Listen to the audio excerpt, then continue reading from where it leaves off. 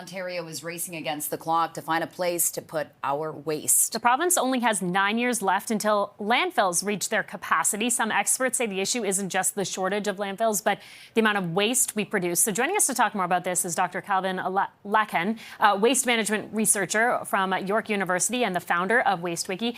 Thank you so much for taking the time to speak with us. Calvin, maybe we could start by talking about just how many landfills we have in Ontario right now and why it's concerning that we're running out of time here.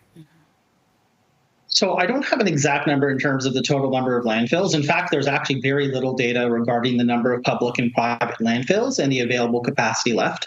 However, it is estimated that total landfill capacity will be exhausted by 2028 in Ontario and 2030 in the city of Toronto.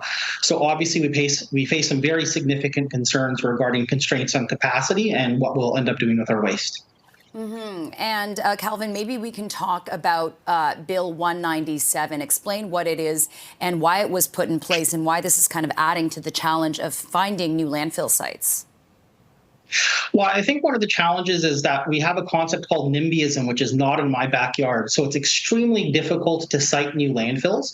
Most communities do not want it. So the challenge that we have is that it takes a significant amount of time to add additional landfill capacity. There's a reticence by communities and local governments to have landfills located in their jurisdictions. And so essentially we have kind of this tension of we're continuing to produce significant quantities of waste, and our legislation and infrastructure is not really keeping up with that challenge. And on that, Calvin, I know there's also the challenge of just trying to get access to the space required for a landfill. And if you're able to do that, building one can take several years. Yeah, absolutely. So it's actually estimated that to actually construct a landfill can take up to 10 years. And so obviously, if we're facing a constraint on landfill capacity by the year 2030, this poses an immediate concern. So right now, we're shipping about 30% of our waste to the United States, which is a temporary stopgap measure, but it's not really tenable in the long term, particularly considering the political climate that we're facing. Yeah, and Calvin, going back to Bill 197, of course, it gives, smaller municipalities a voice and say, hey, I don't want this in my backyard. So maybe talk about what are kind of the health risks, the environmental risks associated with having a land site so close to residential areas.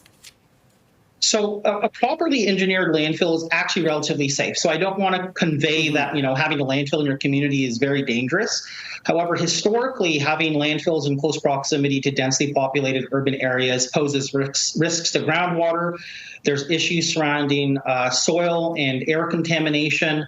And so essentially, unless a landfill is properly engineered and up to spec, it poses significant concerns. Why this is a challenge in Ontario is that the further north we go, the more difficult it is to actually build a properly engineered and structured landfill. So they're more at risk of posing potential environmental concerns. And so a lot of the rural and smaller communities in Northern Ontario have very real concerns, considering that the landfills may not necessarily be able to be built up to spec to avoid or mitigate against human harm.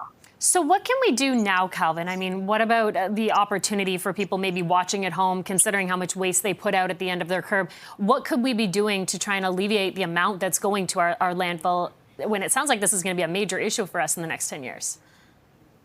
Well, truth be told, any sort of emphasis on consumer behavior, like expecting consumers to consume less, waste less, recycle more, has historically been very, very ineffective. And I know that's a terrible message to send.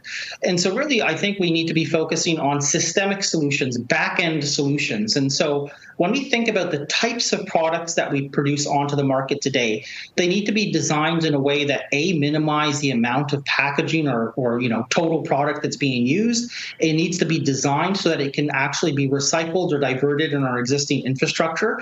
So I think that material progress towards mitigating against the landfill crisis capacity will actually need to be done once again on the back end or system side. We're redesigning our products, redesigning our systems, because if the expectation is that consumers are going to be the one to drive positive progress, we might be sorely disappointed. Yeah, very important conversation on sustainability and whether or not we can, reuse or turn our waste into other forms of energy. Fascinating stuff. Yeah. Dr. Calvin Lacan, waste management researcher from York University and founder of WasteWiki. Really appreciate your time on this. Appreciate it. Thank you. Thank you so much.